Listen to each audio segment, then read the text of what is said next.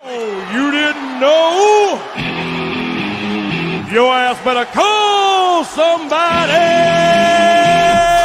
The energy revealed. Brooklyn to Queens, reppin' both hoods. Rob and CP, keep it fire, misunderstood. Cheer 'em all loud, let the anthem flow. Mets fans unite at the PreGame Show. From city stand lights to the skyline greens, it's the heartbeat of Queens, the craziest dreams. Rob hype on the mic, CP's the fire spark. Together they ignite, voices like the park. Fans dripped in jerseys, legacy bold. The Metropolitan story forever told. Turnstile spinning, the crowd floods the gates. This is family, no time for debates. Crack of the Batman, the roar never fades. Queens in the blood, it's how champions are made. Cheer 'em all loud, let the anthem flow. Mets fans unite at the PreGame Show. From city stand lights to the skyline greens, it's the heartbeat of Queens, the craziest dreams. 7-line swagger, vibes electric and wild. Mets legacy golden since I was a child. Orange crushed skies, let the battle ignite. Ride for the home team till the last fight.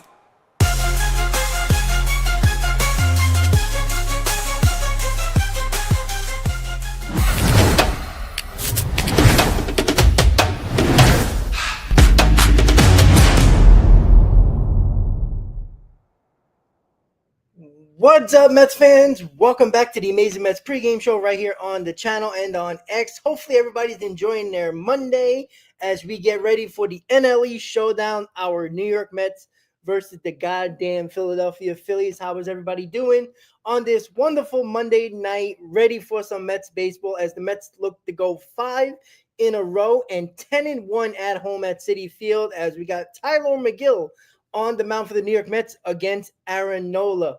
Oh, yeah, here we go, boys. We are in big boy territory now as we are facing one of the better teams in baseball just like us.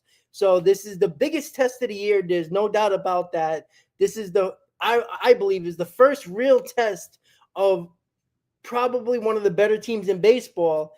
And let's see if the Mets can continue to do what they've been doing for the first 22 games of the season. They've been outstanding, especially when it comes to the pitching, starting rotation to the bullpen. The offense has come along slowly but surely. Guys that we wanted to see get quality at-bats, get better at-bats, have come through in that St. Louis series at home. Now let's see if they can continue that against better pitching, a better team, and probably one of the better offenses we have faced this season. And yeah, the Houston Astros were one of the, I would say above average team, but it was the beginning of the year. And there's always a lot of weird things happening in the first couple of games of the year. Now, you're in the you're almost at the end of April. And this is the first real test the Mets are going to have when it comes to facing a better team and a team that's right at their level, if not just below or better. So it's go time. I'm ready to go. I'm excited. I told you yesterday on the post game, I cannot wait for today's game. It finally happened.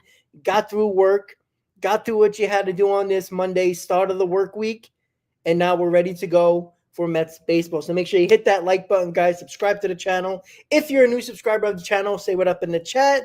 And Ray, I'm good, sir. I'm glad you're going to enjoy the show. Oliver, Brad, who else we got here? We also got Elvin. I saw Elvin say LGM earlier today, much earlier today, around midday, which is awesome. Guys, I'm really ready. You got the lineups up there, Mets and Phillies. Got a couple of series notes as we'll talk about it in just a little bit. And look, it comes down to very simple things. The Mets are 2 games in front of in front of the Phillies in the NL East, right? They're 9-1 at home. They've been outstanding. It's just been absolutely amazing what they have done. They've been 500 on the road, and they've been almost unstoppable at home. Basically, what good teams do to great teams do, and the Mets are bordering on that great level at the moment. They are dominant at home, and they're 500 on the road. That's how you get to 95 plus wins, and the Mets are on line to have about 99 wins. That is what they're averaging right now, the way they're playing. So they got to continue it. They've played a very good April, which is nice to see. This is the start that we needed the Mets to have. They're too talented to have a rough go of it, especially with a schedule in April that is one of the easiest in baseball. They need to take full advantage of it. And this is one of the harder teams you're going to face this month, along with Arizona at the end of the month. So they got to really take control of what they control right now. And you beat up on the bad teams. And you know what? It's showtime when it comes to the better teams in the league that you're facing. So I can't wait. LFGF 2025, the Substance, Vero Beach. What's up, guys? How are you doing? We got Oliver, we got Dakota as well. And Brad talking about Megill better scrap the bet. Well, honestly, right? This is where you need everybody to step up, right? This isn't the Marlins. This isn't the Cardinals. It isn't at all. So it's time to step up. There isn't, you can make mistakes against teams like the Cardinals and the Marlins and still find a way to get out of it and win ball games. The Phillies will beat you, right? You can't make the silly mistakes. You can't, walk two guys in a row and have a 30-pitch inning and just assume you're going to get out of it when you're facing a terrible Marlins lineup. This is where this lineup is very deep, as you can see. You got Castellanos batting 5th, Kepler, Real Muto batting 7th, Alec Bohm batting 8th. Harper and Schwarber has been the best 2 players on this team. They've been red hot. And this is where we got to continue to go and be what we've seen for the first 22 games of the season. They got to get it going. There is no time for any type of silly mistakes right now because the Phillies will take full advantage of it. The Phillies have been very good this year. Obviously, the Mets have been a little bit better, but this is a game where you're at home. This is a series you're at home. You got the opportunity with Lindor saying it, Soto saying it. The crowd has been insane. It's going to be, even though it's a Monday, Tuesday, Wednesday, it's Mets Phillies. The fans are excited. It's going to be very, very crowded. It's going to be a ton of fans there. They're going to be pumped up over the next 3 games. This is an opportunity where you're at home. You've played well. You should take 2 out of 3 against the Phillies, right? You claim you're better. They talk about the fans showing up and everything's nice. But again, they haven't played perfect or even, especially the offense, hasn't been great yet. This is a wonderful opportunity to go against a very good pitching staff to have the offense really hit their peak in this series. And the Phillies probably have one of the better pitching rotations in baseball. Obviously, the Mets are starting pitching basically number 1, but on paper, they have a really good starting staff. We all know that. And Aaron Nola is the one pitcher that we hit well throughout his career. Regardless of what the Mets lineup looks like, it seems like we always have Aaron Nola's number. It's just the way it's been. He's been very good for the Phillies, but the Mets are his kryptonite. And the Mets got to continue that today. They got to do the same thing they've always done. They got to work the counts. They got to stretch out his innings. And they got to make it difficult for him when they get on the base path. They can't make it easy for him. Don't give him that 6-7 pitch inning. Make him work for every freaking out. And the Mets have done a good job with Aaron Nola throughout his career to actually do that. And it's got to continue today. This is an opportunity for the New York Mets to expand their NL East lead. I know it's only the middle of April, but this matters. If this is going to be the dogfight, as we all expect the entire year between the Mets and the Phillies for the division, tiebreaker is going to come into play. And again, you don't play 19 games like we did a couple of years ago where, you play them a ton of times. You really don't. You play them 13 times. And last year, the Mets were 6-7 against the Phillies, and that was when the Phillies were supposedly much better than us, and we did take them out in the NLDS. So, they're going to be looking for a little bit of payback. Right? This is the first time we're facing them since the NLDS last year, so they're going to have a little bit of a chip on their shoulder. But the Mets can't let that happen. Right? The Mets were the better team last year, and they proved it in 4 games in the NLDS. And right now, I think the Mets overall are playing better. The Phillies have lost some games this year where you're like, they shouldn't have lost those games, right? They have a tendency to kind of make mistakes as well. And they played a decent amount of not so good teams as well. So they probably benefited from a couple of times where they didn't play so well, but they're playing worse teams.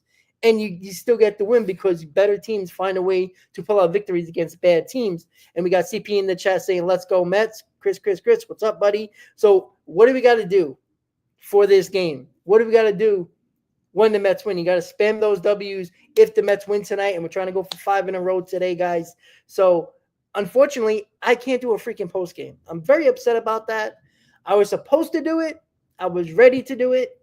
I got to go and work in an hour. So I'll be listening and trying to watch the game at work, which sucks. But that's okay. That's okay. That's life. Life sucks sometimes. It is what it is, but I wish I could do a post game at work. That would be interesting. You guys probably wouldn't hear me because of all the noise, but that would be cool. But I can't do it. So unfortunately, there will be no post game, but there will be a pre and post tomorrow for 100%. I just can't do it today. I'm leaving right before the game starts to go to work. So unfortunately, I don't get that. I don't have the opportunity to do the post game, and I don't think Chris is going to be ready to go to do a post game. I know he has a lot of things to do. So, shout out to Chris as well. So, unfortunately, I can't do a post game, which is annoying because I really wanted to do a post game, a pre and post for every one of these games during the series, but life happens. Can't really do anything about it. Ray saying, what streamer are you listening to the game on? Just MLB TV, the audio. I'll be listening to I think Howie will be there, so it'll be Howie Rose, the Mets broadcast, radio broadcast, what I'd be listening to. At times, I'll probably turn it on, MLB, the MLB app to watch a little bit of the game on my, when I get a little bit of time to watch the game. But I, break things if I actually, try to watch it every second of every game. But it's all right. You know what? There's not a better radio broadcast in baseball. So it's not bad listening to Mets radio, the Mets game on the radio, because Howie's great. So, we get the luxury of watching Gary Keith and Ron on SNY. And when you can't watch the game, you can listen to it on the radio and you get the great Howie. So we get the best of both worlds here. But unfortunately, guys, just so everybody knows, there will be no post game today because I'm stuck at work. But that's okay. So Tylor Megill, he's been outstanding. And I just want to pull something up really quickly, if I could. So he's 2-2 on the season with a 1.40 ERA, and that's what I think it's at. Yeah, 1.40 ERA in 19 and the third innings. He's been very damn good. He can get into that one inning, especially around the fifth inning or so, where the fourth or fifth inning, where he'll have his little bit of hiccup. But so far this year, he's been able to get out of it for the most part and limit the damage. This is the best offense he's facing this year. This is an opportunity for Tylor Megill to continue to be as consistent as he's been. He needs to continue that. This is the Megill situation where we were talking about it, I believe, yesterday on the post game where, when Mania comes back, when Montas comes back, who's the odd man out? Well, unfortunately, it might be Megill based on, not because how he pitched, because he's been really damn good. It's just based on his availability or his situation with an option left. And he's one of the guys in the rotation that has an option, and you're not really sending anybody else down. You're probably not going to put Peterson in the bullpen or Cannon in the bullpen. You're not going to mess and, ruffle that apple tree at all. That's why Megill is probably one of those guys. Unfortunately, again, it's not fair, but it's probably going to happen. And again, we're talking about another month or so down the line if Mania remains healthy and gets to his rehab starts, including Montas as well. So it's going to be very interesting to see, even though the Mets are going to a 6-man rotation, so they can add one of those guys back in the rotation. At some point when both of those guys are back, somebody's out of the rotation, and Megill seems like he might be the odd man out, regardless of how he pitches. He can pitch to probably a 1 ERA. It's going to be very hard to take anybody out of this rotation other than him, because there's not even going to be a spot in the bullpen, considering that Nunez will be back very shortly as well, and there's not much room on the roster for all those guys. So it's unfortunate, but there's nothing we can always do except hopefully Tylor Megill continues to pitch well. And, it's professional sports. Not everybody gets exactly what they want. And, not everybody's going to be able to be on this roster. But, again, that doesn't mean that Tylor Megill should lay an egg either. And I don't think he will. I think he pitches better at home than on the road, which is a great sign. He's got the fan base behind him. The offense has been coming along. I mean, it was weird in the last game to sweep the Cardinals because they scored 7 runs. And you would think it kind of did it feel like 7 runs? It felt like they were struggling to score runs, but they scored 7 runs. And it's great to see because again, Nimmo got the big hit up the middle. Juan Soto hit the ball in the left center field gap to drive in 2. That was insurance. Nimmo was the go-ahead run at the time. Eventually, it was the speed of Acuna and the hit of Tyrone Taylor to drive in the eventual winning run, and then the insurance runs from Juan Soto with that double in the gap to drive in 2, and they put that game away because obviously it was a game where the Cardinals, who are a pesky team, they were a team that wouldn't go away, and they played the Mets extremely tough. And if they had better pitching, maybe it would have been, even harder. But that lineup was very annoying. And it wasn't an easy series. And again, I don't care who you're playing. A 4-game series sweep is not easy. I don't care who you play. You can play the White Sox. It's not easy. Usually that last game is the hardest game to win to sweep a 4-game set because you got a desperate team that doesn't want to lose 4 in a row. You got a desperate team that needs to show some life when they were coming into Citi Field at 500, and then they ended up being 4 games under. A great job by the New York Mets. But once again, we're ready for a showdown. This is a very tough Phillies team. Again, the lineup is there at the bottom left of your screen. Harper, Schwarber have been their 2 hottest hitters. I mean, Harper's been very good this year. Let me just pull up their stats really quickly. So Harper has a 910 OPS, 5 stolen bases, 14 RBIs, 5 home runs, and a 270 average. So he's been extremely good this year, and he's red hot right now. And then when we look at Schwarber, he's batting 1,000 OPS.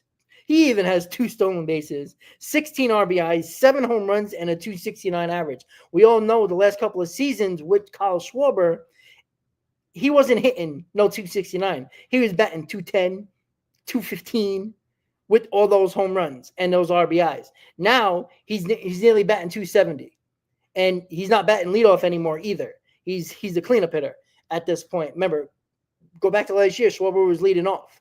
Now they move Bryson Stott to the leadoff spot, and it turned their lineup into similar to what the Mets did with Francisco Lindor. Moving Stott to the leadoff spot has changed their lineup around to a more dynamic lineup just by positioning certain players in certain spots in a lineup. This is what the Phillies have done with Turner batting second, Harper, Schwarber, and Castellanos. That's a 1-2-5. That's really damn good. So what the Mets have done with Lindor and completely changing the lineup when they moved into the leadoff spot, and it just made everything fall into place, very similar to what the Phillies have done when it comes to Bryson Stott moving to the leadoff spot, and it made their lineup so much better. And I always thought it was stupid, even though the Phillies were making the playoffs and winning a lot of games. I always thought it was stupid for Schwarber to be the leadoff hitter. I mean, it was kind of cool that he was. I mean, not cool for us, but it was always scary because he can hit one over the wall to lead off a game, and it seemed like he did it a lot last year, and he did it against the Mets in the playoffs. But I just feel like Schwarber is a run producer. Schwarber is a guy that can hit 39, 40 home runs, 100-plus RBIs, and you batted him leadoff, and it always seemed like his average was way down where he could be a better hitter, and you could see he's batting 269 this year with 7 home runs and 16 RBIs. He's a cleanup hitter. He's a 3-4 hitter, just like Bryce Harper. So Stott and Turner are so much better as your 1-2 as well. So it's going to be it's a well-matched game. So it's both teams are well matched. Any team can take 2 out of 3. Nobody would be shocked if somebody wins this series over the other because they're one of the better teams in baseball as well as the New York Mets. The Mets are 2 games up in the NL East, and they're looking to, provide a little bit of a gap. You take 2 out of 3 here, you'd be up 3 games going on the road when you head down to Washington, D.C. So this is the opportunity here for the first time this season to play the top tier team in Major League Baseball. We know how tough the NL is, right? The NL West is very good. The Phillies are very good. So, and the Cubs are very good. These are the teams are going to be the toughest test. This is where the Mets need to step up. The mistakes they made against the Cardinals, the Marlins, teams like that, you make those mistakes, yeah, the Cardinals and the Marlins might not capitalize on those mistakes. The Phillies will. So that's the difference of playing a bad team or an average team to a good to great team like the Philadelphia Phillies. You make those mistakes, they will capitalize. The same way the Mets capitalized on the bad team's mistakes, the Phillies will capitalize on those mistakes. The same thing goes for the Phillies making mistakes, and the Mets need to capitalize. This is where you see where your team is at early on in the season. This is one of the better showdowns you can have, other than the Dodgers, very early into the season. And we will be facing an NL West team very shortly at the end of the month against the Arizona Diamondbacks. So overall today, if you're looking at the Mets lineup, we got Francisco Lindor leading off, Juan Soto batting second, Pete Alonso batting first, Brandon Nimmo cleaning up, Jesse Winker DH and batting fifth, Luis Torrens batting sixth, catching Luis Angel Acuna batting seventh, playing second base, Brett Beatty in the lineup. Vientos is not in the lineup again, batting eighth with Brett Beatty playing third base, and Tyrone Taylor batting ninth in center field. Now, I'm not a big fan of this bottom of the order, to be quite honest with you. I'd rather have Acuna batting ninth. I think Acuna is more dynamic in the ninth spot. You kind of put him in the middle of nowhere in the seventh hole. I just think his speed plays extremely well in the 9 hole, even though last game it ended up being, great because of where him and Taylor was in the lineup back to back, and it kind of drove in that fifth run. That was extremely important. But I like Acuna in the 9 hole. Beatty's okay in the 8 spot, I guess. I don't know where else you're going to put Beatty. I would have put Taylor at 7 and Acuna in 9th.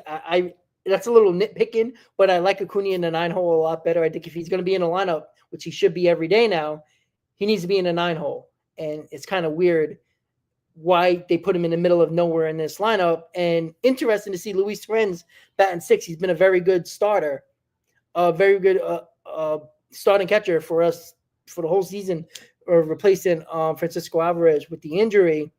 I mean, Luis Torrens, I'm fine with him batting 6, to be quite honest with you. Nimmo scares me in a cleanup spot. You hope that his single up the middle yesterday, driving in the go-ahead run at the time, gets him going. Because, again, I said it, Chris said it, many Mets fans, many content creators said it. Brandon Nimmo is the key to this lineup. If this lineup is going to be as dynamic as we all expect it to be and be on another level, Brandon Nimmo is the key. The reason why Brandon Nimmo is the key, not that he's one of the better hitters in the lineup, because he isn't by any means, but where the Mets and Mendoza continues to put him in the lineup, he's got to perform. You can't be in one of the biggest run-producing spots in the lineup and basically doing almost nothing. You can't continue to have Nimmo be a 0, and it kind of kills any rally you might have. 1, 2, and 3 might do their job. Nimmo won't do anything, and now you got to trust Winker, Torrens, and Acuna, which is fine. They could do it. We've seen them do it before, but Nimmo kind of kills that mojo, so to speak. And I just hope Nimmo starts getting it going again. I don't know what's wrong with Nimmo. If it's injury, that's on him. He needs to be out of the lineup. If he's in pain, he can't deal with the pain, and that's why he's struggling, then go on the IL and get somebody out there that is actually healthy, because you're actually hurting this team. I give credit for you for trying to, be a hard ass, be a tough guy and be out there for your team. I love that. That's great. But you're ultimately hurting the team if you're out there injured and saying that you're okay, but you're really not. Overall, you're hurting your team because you're playing like crap. Now, if he's healthy, that's even more concerning, because if he's healthy, then what the hell is wrong with Brandon Nimmo? I still believe his approach at the plate is destroying any substance of what we know of Brandon Nimmo, and this is the Brandon Nimmo we're going to have for the rest of his career, and it's not good. So at some point, Brendan Nimmo was batting sixth in the lineup, and now he's back up the cleanup spot. But again, with Vientos not in the lineup, you got to push everybody up. That's why you got the Winkers of the world, the Terrens, Acuñas, Beatties, basically pushed up because Vientos is not in the lineup. So you lose that bat that just started to get going in Vientos, hitting back-to-back home runs 2 games in a row. He just started to get it seemed like he got his swag back a little bit. And I said that when it came to Mark Vientos, that once he hits a home run, he'll get that confidence level back. And it looked like he was. And then he made a very nice jumping catch and, kind of tweaked his groin a little bit. And he's been out the last couple of games. And that's why Brett Beatty is at third base. But next man up, right? We talked about this yesterday where the Mets have this luxury right now of too many good players or too many guys that can easily be on this roster, but there's not enough room. That is a great sign. That is something that the Mets really haven't had in a long time, where you can plug and play and the roster will still be fine. Like, that's how many guys the Mets have, depth pieces, let alone their 26-man roster. So it's very important for the New York Mets to continue to do what they're doing. As good as the pitching has been, do I expect anything less? No. I'm going to give them full confidence in the world. I'm not going to bring up any negative talk towards Megill, which, he's been very good, so it's hard to kill him at all. But these are the games where you need the guys to step up, right? Again, this is not the Marlins. This is not the Cardinals. You can get away with a 30-pitch inning where they will work themselves out of an inning as well. You're not going to have that luxury against a team like the Phillies. So we got to see it, guys. We absolutely got to see it. And it starts today. It starts tonight, guys. Again, I know you're excited. I'm excited. I see you guys talking about Nimmo in the chat. And once again, I cannot click on your damn comments, which is very annoying. I'd like to go over your comments, which would be nice. Absolutely. Make sure you go to PSA, Pre-Adrenaline Sports, for his play-by-play during the game, which is awesome. So make sure you check his play-by-play out in his channel as well, guys.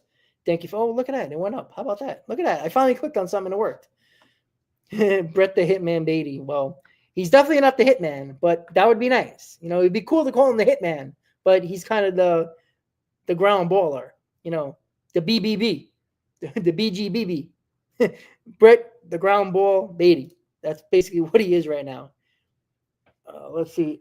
Yeah, Dolphman, I agree. He made a very nice catch to rob a home run. That was nice, but again, he's playing left field now. He's a transition center fielder. That was a hell of a play yesterday, and that was a nice job by him. But we need him with the bat. He's in the middle of the order that can really kill the lineup, and he's been killing the lineup, even though the Mets have been overcoming the lack of production from Brandon Nimmo. Let's see. Nimmo has been guessing up there so far. We need on-base percentage. Nimmo, yeah, we're not getting that back. I don't believe we are. There's no reason why we can't get that back. It's just that I think he's too stubborn and he's not changing his approach.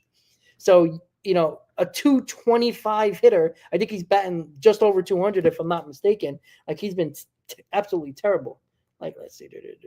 Yeah, he's batting 202. Like, I mean, that's god-awful. He got an OPS of 634. Terrible. He has no stolen bases, 4 home runs and 10 RBIs. Again, the approach, what I don't understand, and I still don't believe the Mets coaches are not telling him to not hit the ball the other way or take walks or just not trying to change your approach. Again, if Pete Alonso can do it, and Pete Alonso even talked about doing it in spring training, that he needed to change his approach, it's a personal choice at this point. And I'm not giving the player the benefit of the doubt anymore. This has not been, 1 year. This has been an ongoing issue with Brandon Nimmo for the last 2 seasons. Too many people, and mostly Met fans, got excited that Brandon Nimmo was hitting a few more home runs. I just, it doesn't make me feel any better about Brandon Nimmo. I'm sorry. I'd rather you hit 4 or 5 less solo home runs and get your average up to a 250 at least with, a 750, 800 OPS, and hit balls the other way and get your ass on base. Because I understand the Mets keep on putting them in the run production part of the lineup, and maybe Brandon Nimmo continues to think that he's that guy, but he's not.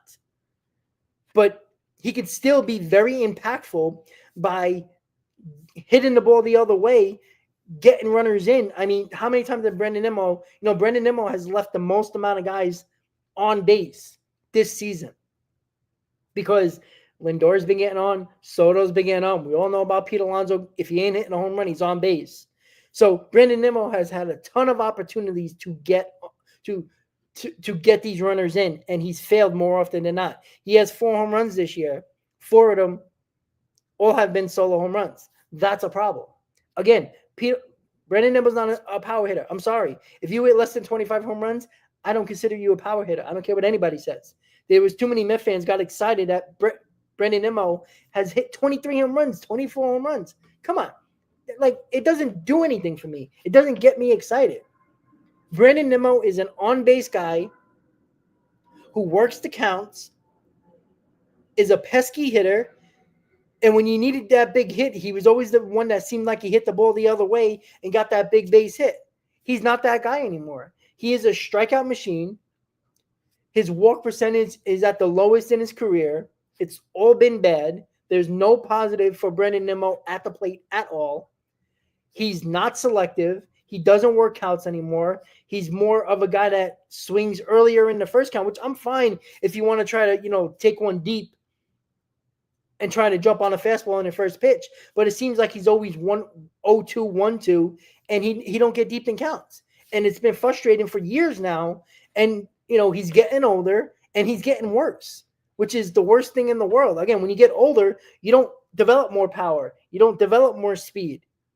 Like, you get worse as you age. You would think he would eventually go back to what made him successful and what also got him his big contract. And he hasn't done that for the first 22 games of this season. And it's been an ongoing problem with Brandon Nimmo for the last 2 seasons. And you know what? Right now, it's a terrible contract, to be quite honest with you, that the Mets gave him. And again, this is not Stearns' problem or fault because he didn't give him that contract, but he has to deal with it.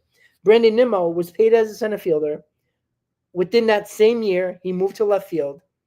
He's been a pretty decent left fielder, but he's gotten worse and worse offensively year by year.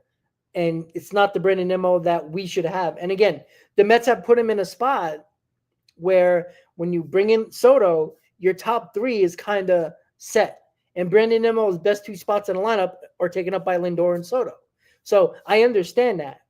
But you don't have to change your approach when you're not the biggest run producer on his team. So it's unfortunate what happened to Brandon Nimmo, but I ain't blaming the coaches because I can assure you the coaches are probably telling him to change his approach. If Alonso can do it, Brandon Nimmo can do it. At this point, it's a personal choice. It seems like Brandon Nimmo is just stubborn and doesn't want to change his approach. It's an easy way to get out of a slump. Again, I told you, when guys get out of slumps, it's not hitting the home run ball. You saw Juan Soto hitting the ball the other way yesterday, driving the ball to the opposite field. That's when you know you're starting to get out of that slump that he was in. Same thing with Mark Vientos. Before he hit his home runs, he was starting to hit the ball to right center, and then eventually your power's going to take over, and you're going to start jumping on balls, and you're going to start pulling them. And that's when you get into your groove. So you've seen it. You haven't seen it much for Nimmo. He's tried a couple of times to go the opposite field. Some were successful. It was nice to see him go up the middle yesterday to drive in that run. Hopefully he continues that. This is what we need from Brandon Nimmo. That's what I want. Nimmo is a singles and doubles machine. He is not a home run hitter. I'm sick and tired of him, swinging for the fences, on a first and second pitch. And it just like, I understand if you're, it's 2 outs, there's nobody on base, and you want to try to jack one over the wall, or you're leading off an inning and it's early in the game, you want to try to jack one out of the park, fine. Everybody does that nowadays. But he doesn't change his approach. He doesn't go to a 2-strike swing anymore, which Nimmo was great at. So it is what it is at this point, but he's the number 4 hitter, and we need him to step up. Do something, Brandon Nimmo. But right now, guys, we're about less than 30 minutes away from game time. We got the Phillies lineup. We got Stott, Turner, Harper, Schwarber, Castellanos, Kepler, Real Muto, Bohm, and Rojas. Once again, the two hottest hitters in this lineup has been Bryce Harper and Kyle Schwarber. This isn't last year's Phillies where Schwarber was leading off. This is a whole new different Schwarber in a cleanup spot. Batting 269, just under 270. Harper has been outstanding. Again, very similar to what the Mets did last year with their lineup. They moved Stott to the leadoff spot, and that has made their lineup what it has been this year, and it's been very good. So similar to what the Mendoza did with Lindor, and it kind of changed the Mets lineup for the better, similar to what the Phillies did with Stott. They moved him to the leadoff spot, took Schwarber out of there, and it's been much better. And I think these are the two teams that have more of a traditional lineup, right? You got even though Lindor has been, able to hit 29, 30 home runs, but you have guys that have been getting on base, and Lindor and Soto. Same thing with Stott and Turner, right? When you get on for your big guys in a lineup, and I'm not saying Nimmo is that, which still annoys me, but in a healthy Mets lineup, Vientos would probably bat and cleanup, and you would have your two best run producers in Alonso and Vientos driving those runners in. Very two traditional lineups that you don't see a lot of anymore in Major League Baseball because they like to bat their best overall hitter and power hitter seems like number two. So I love the fact that there's two teams today that have traditional lineups. It makes me feel kind of good. Rels, you complain about Nimmo, but you defend the strikeout king Beatty. Yes, because Brandon Nimmo is batting cleanup. And the role player in Brett Beatty is the eighth hitter. That's why. Brandon Nimmo has come up in so many more spots than Brett Beatty. And again, if you're worried about Brett Beatty in this lineup over Brandon Nimmo, then you have something to worry about. And you should look in the mirror. So this has nothing to do with Brett Beatty. Again, you're trying to start something that you don't need to start at all. Once again, Brett Beatty is a role player. If you're concerned about your number 8 hitter, that means the top of your lineup is not doing the job. It's just that simple. And if you think Brett Beatty has been more of a problem than Brandon Nimmo, Rels, I don't hate Nimmo. I'm telling you what Nimmo is, and this is exactly what Nimmo is. And I don't hate Luis Acuna. I'm just telling you what the Mets have been telling you. You just don't want to listen. That's okay. It is what it is. And yeah, exactly. Brett Beatty is making $750,000 a year when Brandon Nimmo is making 20 plus.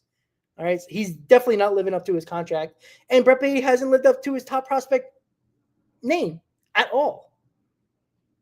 But Brandon Nimmo has been a problem for 3 years now. This is not a shock to anybody. And Nimmo has been consistently in the middle of this lineup for the last couple of seasons. He's been a problem for this lineup. And it was even more glaring when Pete Alonso had a rough season last year along with Brandon Nimmo. But Brandon Nimmo has been kind of pushed to the side because Alonso's having a great season. Like, Brandon Nimmo is the biggest problem in this lineup, not Brett Beatty. And Zero, I do agree with that. And again, right now he's in a line. I mean, Brett Beatty's in a lineup too, but that's because Vientos is not ready to go. Yeah, Nimmo's a great guy. Like, he's a great clubhouse guy. He's one of the leaders on your team, but it doesn't matter. The fact of the matter is you got to perform on the field, especially when the Mets can't keep putting you in the middle of this lineup. So, Nimmo's a major problem. Nimmo is one of the biggest reasons why this lineup isn't on the next level yet.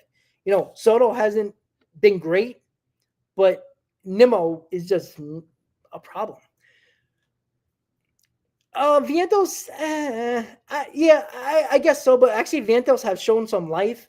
Brandon Nimmo really hasn't. I mean, he hit that base up the middle, which was nice to see, and hopefully he continues to drive the ball to the opposite field because Brandon Nimmo is an opposite field hitter. He is a doubles machine and a singles doubles machine. And, the Mets try to make him into a power hitter, and he's not. So I don't know. I love the Brandon Nimmo that used to beat a high on-base guy. Anytime he needed somebody to get on base, we always brought up Brandon Nimmo. And that was the most important thing. And now he's just – I don't know what he is anymore. At this point, he's an average player. That's what he is. He's a guy that can hit 22 to 23, 24 home runs and do nothing else well. And that has been the major problem. Brandon Nimmo, you can pinpoint 4 or 5 things that he does very well. So, and now you don't have that. And I don't consider Brandon Nimmo a power hitter by any means. So I think Brandon Nimmo is kind of an average player at this point. It's making $20+ million, and that has been one of the major problems for the New York Mets. So it's stupid that Nimmo continues to not change his approach, but again, it's a personal choice at this point. I find it very hard to believe that Mets coaches are not telling him to change his approach just a little bit to become the hitter that he used to be. Because, again, if he's hurt, get out of the lineup. I love the toughness. I love that you're trying to be there for your team. Nobody's going to deny Nimmo's not going to be there for your team. He's one of our leaders. But if you're injured, you're ultimately hurting this team and this lineup overall.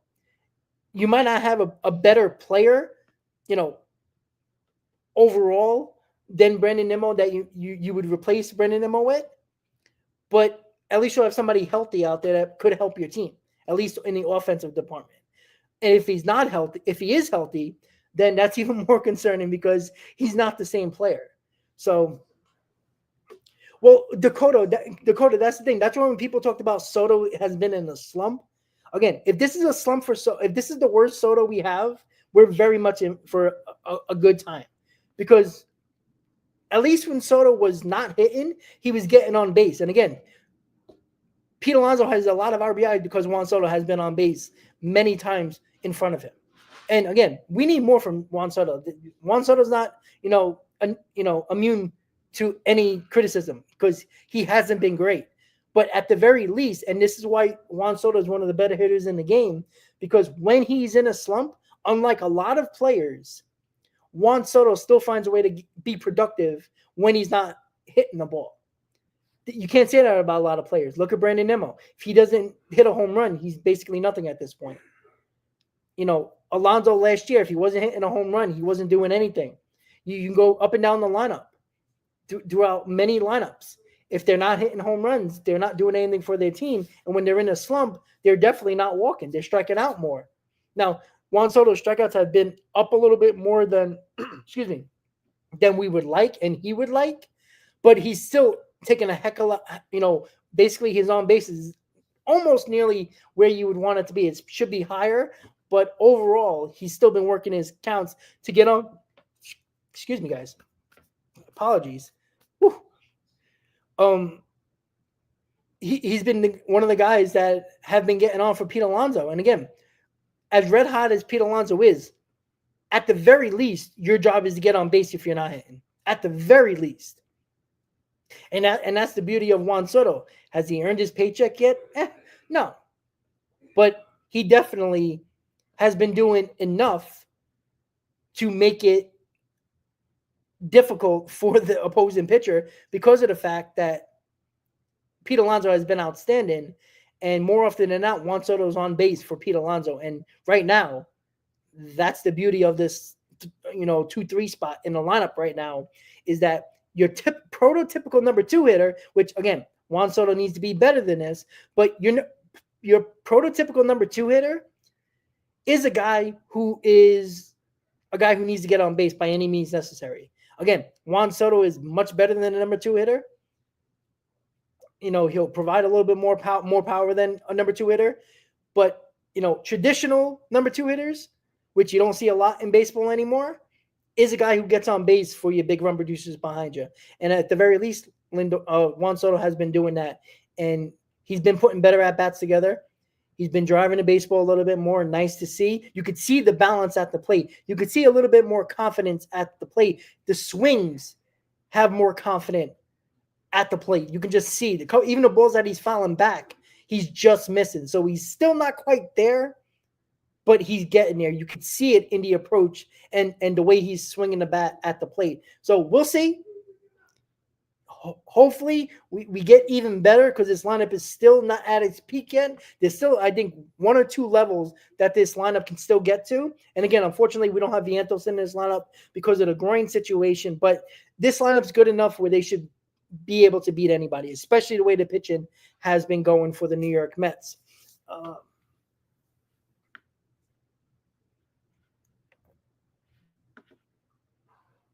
Let's see. Let me check the comments.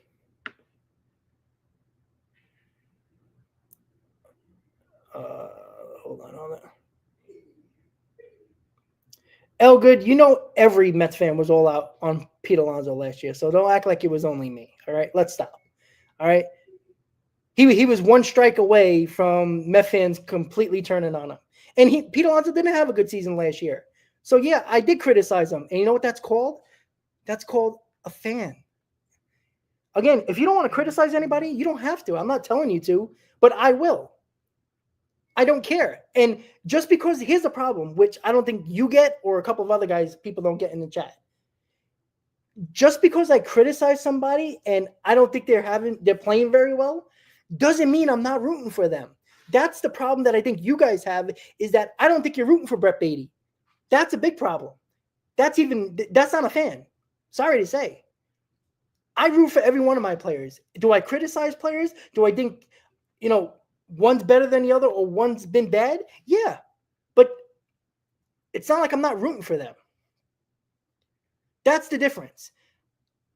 I think too many people are completely destroying Brett Beatty, and they don't care if he's up, down, or working for freaking, Publix tomorrow. I don't think you're rooting for Brett Beatty, and that's a problem. I root for everybody in this lineup. Do I criticize guys? Yeah, that's kind of part of my job, what I'm doing here, right? I can't just talk all good about everything. You want me to just talk positive? What the hell are you listening to me for? Yeah, oh good. Then you weren't in the chat at all. Because everybody. Hey, Lewis, it's a great store. I work for Costco. So I understand public service. I completely understand. Oh, good. You didn't have to be out on Alonso, but many people were. Rels, you can want him gone, but you probably want him to fail. That's the problem. Like, that's the issue. Like, I go into every game, like, I criticize Nimmo. I criticize Acuna. I also criticize Beatty, even though I do like Beatty. But I also criticize Juan Soto. But of course I'm rooting for these guys. Like, I'm rooting for these guys. Regardless if I think they deserve to be on the team or not. There's nothing I can do to change that. It's Mendoza and Stern's decision, right? It's not your decision. It's not my decision. It's your opinion and my opinion. You want him gone. Great. But guess what? He's starting again. So deal with it. Like, too many people have this issue that you want to be all up in Brett Beatty's rear end and don't want him in the lineup, but it seems like you want him to fail. Like, you shouldn't want anybody to fail on your team. I mean, Brett Beatty has been better than he has been since he's been up when he hit that home run against the Braves. It's probably his best time. Well, Rels, then you're not a fan. I'm sorry. How are you? I don't care if he's trash. Brandon Nimmo's trash. Do you root for him? I bet you do. Like, and there's your problem. So I consider you a bad fan. And that's okay. You want to call me whatever you want. I mean, you've been calling me names since you've been in the chat, but that's okay. You're saying he's trash. I agree. You root for the jersey. You root for your team. Anybody who's in the lineup, what do you want him to strike out? Rels, I'm not saying he's not trash. He has not been good. He hasn't lived up to expectations.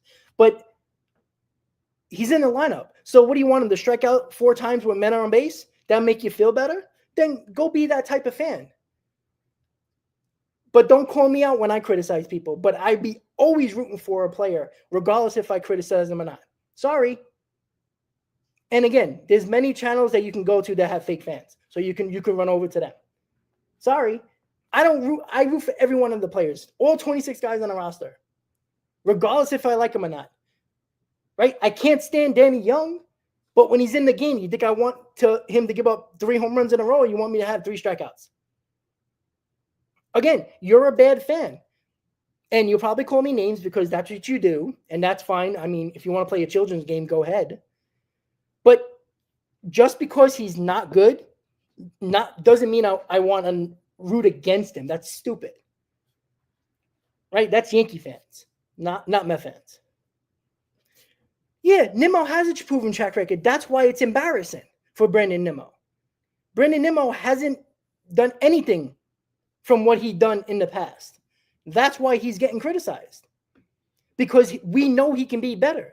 That's something we agree about. Brandon Nimmo has a track record. That's why it's so frustrating. It should be frustrating for you. But you want to root for Brandon Nimmo, which I do too. But you can't shy away from criticism. And you clearly are doing that. And that's okay. That's what you want to do. I don't care. I'm not you, and I don't want to be you. Because I wouldn't want to even do a YouTube channel if I act like you. Because if I'm going to not root for a player on my team, then you're the worst type of fan. You're the type of fan that boos Juan Soto in the first 15 games. Like, you're those type. Again, be a Yankee fan because that's what they do. It's stupid. A player struggling on your team is not, you shouldn't shy away from criticism. We all should criticize them, which is fine, right? They're professional ball players. They'll deal with it. It is what it is. But if you want to root against a player on your team, then ultimately, you know what? I hope Brett Baty comes up 6 times today with runners on base. And guess what Rels is going to do? Hope he strikes out when none of us will. Sorry. And you know what? I've had conversations, and I had a lot of back and forth with a lot of these explosives. He's one of them, right? We've been back and forth. You know, Easy, that's been in the chat. Same thing. Been a lot of times. Elgood, I understand Nimmo was injured all last year. That's why he shouldn't have been playing. That's on Brandon Nimmo. I'm not, again, if you're in the lineup, I don't care about injury. You're telling, when you're in the lineup, and we all knew he was hurt. But what about 2023? What was his problem then? Right? If you're in the lineup, I don't want to hear about injury after the fact. That's on the player. If the player doesn't think he can play and help his team because of injury, you got to get out of the lineup. Like, I love the toughness, don't get me wrong, but you have to come out of the game if you're not healthy. You're hurting your team. Nimmo's ultimately hurting his team. And again, if he's not hurt and he's playing like this, that's a concern. Because the proven track record that Rels wants to say about Brandon Nimmo is the biggest problem with Brandon Nimmo right now. Because that track record, same thing with Jeff McNeil. His track record was a very good hitter.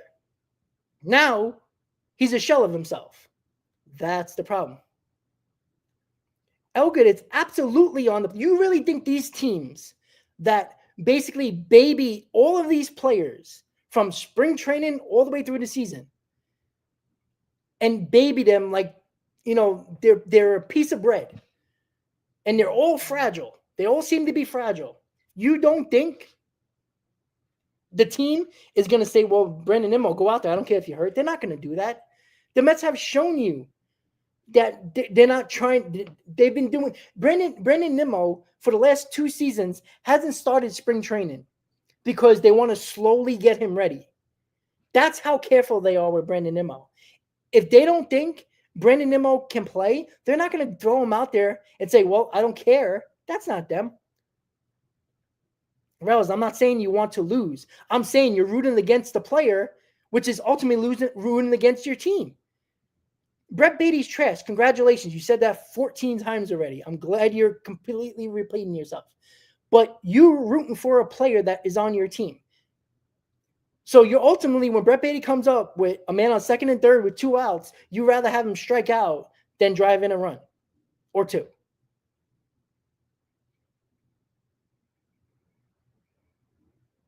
Yeah, Rels, exactly. When you don't do your job, people are going to call you out. And I completely understand that. I expose myself every single day. I mean, Rels, you have no problem doing it. So, and I appreciate the fact that you do.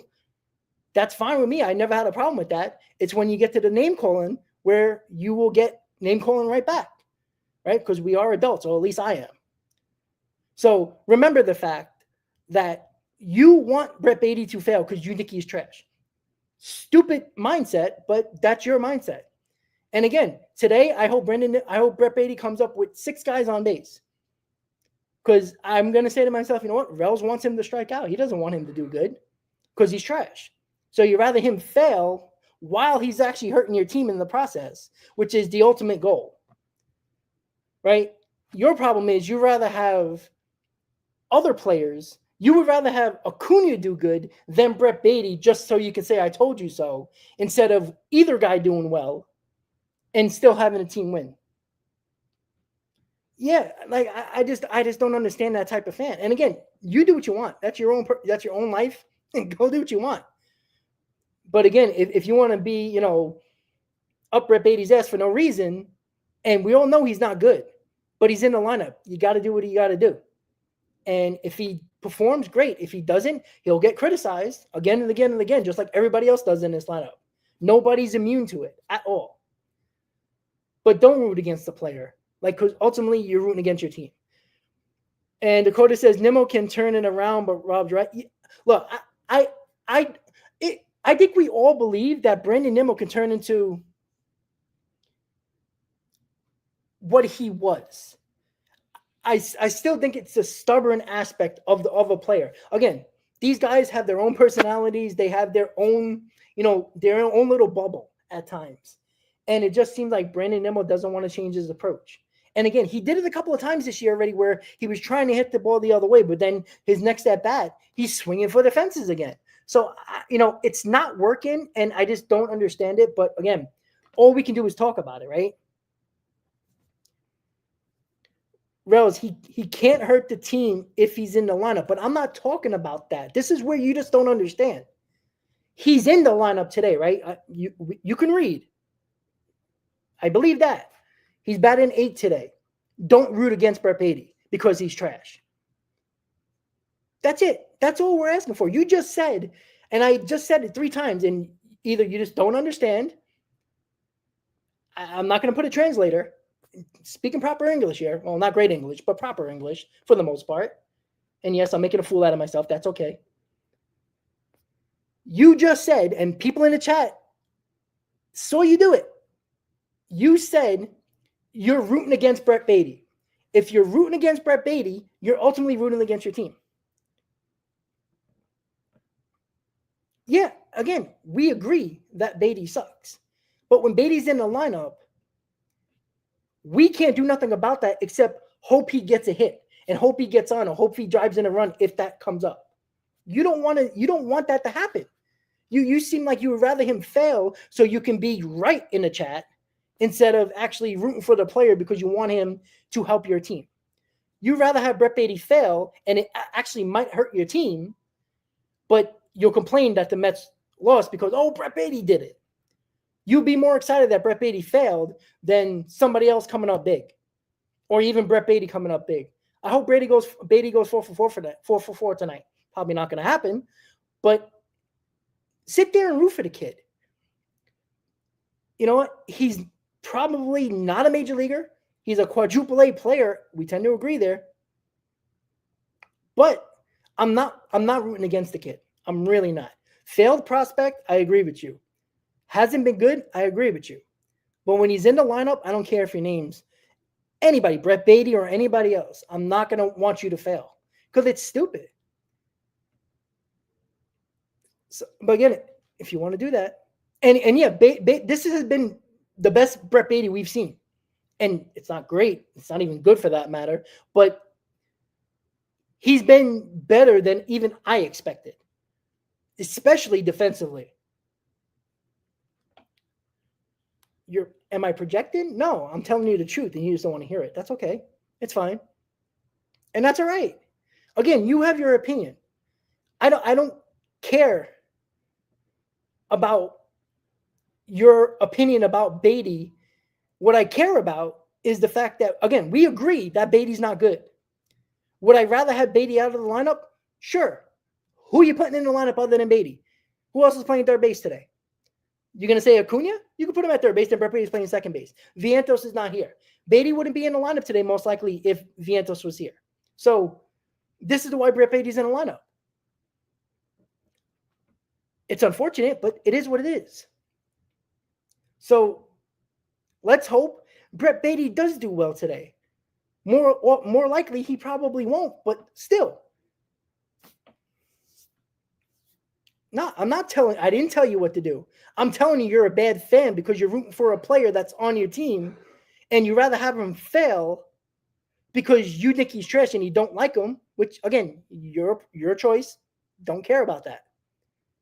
But what I care about is that if Brett Baty fails in big spots, you will be excited because you were right. Who are you trading him for, Rez? Like, that is a stupid comment. What are you trading him for? Why would the Mets trade Brett Baty? First off, why would anybody want Brett Baty to begin with? And why would the Mets, who his value is at an all-time low, trade Brett Baty? What are you going to get? A hot dog and Cracker Jacks? No. You're lucky if you get that. The Mets aren't trading Brett Baty. And if they do, it'll probably be at the deadline, a part of a package, one of the last players in a deal. That's when he'll get traded, if he gets traded at all.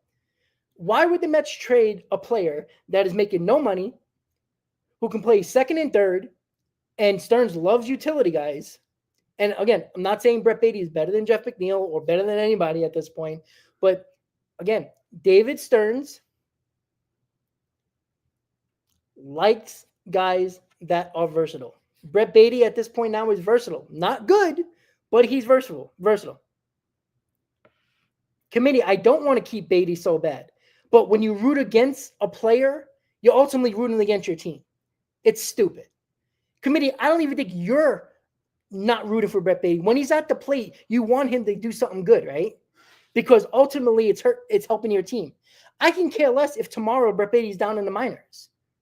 But when he's playing in the lineup today, I don't want him to go 0 for 4 with 4 strikeouts because he's ultimately hurting your team. But I'm not rooting for him. That's stupid. So, guys, trade him for $20,000. Okay. Congratulations. I mean, Mr. GM of the year here. So, New York Mets, Philadelphia Phillies, Battle of the NL East. NL East showdown tonight in about 5 minutes. Tylor Megill, Aaron Nola. The Mets have hit Aaron Nola in the past. They've hit him well. Let's see if they can continue that trend today. Obviously, the Mets lineup, once again, 5 through 9 is interesting today. You got Winker in the bat in 5th. At DH, Terrence batting 6th, catching. Acuna, second base, batting 7th. Brett Baty, Rel's favorite player, batting 8th, playing third base. And Tyrone Taylor playing center field, batting 9th. So, yeah, it would be nice. He should change bats. Maybe he'll actually hit the ball. I agree with that. So, the new GM of the New York Mets wants to trade him for $20,000, which is probably on the low end because nobody gets traded for $20,000. But that's okay. Hey, Luis Torrens we got him for $100,000. So maybe Baty can give us a bag of balls and a popcorn. So with that said, guys, enjoy the game, guys. Remember, guys, there ain't going to be a post game today. I'm actually going to be going to work. So unfortunately, no post game today. But tomorrow there will be a pre and post tomorrow. Let's hope we're talking about a Mets win and going for 5 in a row, getting to 10-1 on our home, overall at home, and let's beat these damn Phillies. Because I know one thing we all agree about: we hate Philadelphia, right? So, foo Philly, let's go Mets, and enjoy the game, guys. Good night.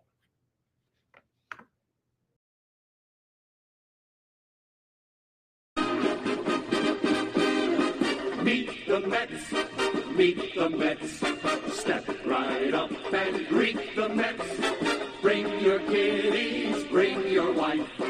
Guaranteed to have the time of your life because the Mets